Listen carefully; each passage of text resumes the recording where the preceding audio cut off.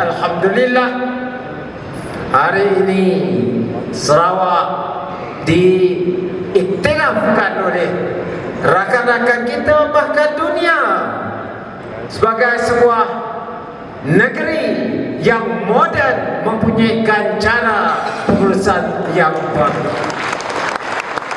Sebab ialah jika saya dijemput untuk berucap di pesada dunia, di Poland lah, di Paris lah, di Bangkok lah, di Singapura. Baru-baru tu Singapura dah melawat minta saya berkongsi 3 kali dah. Yang akhir sekali hari Senin dia.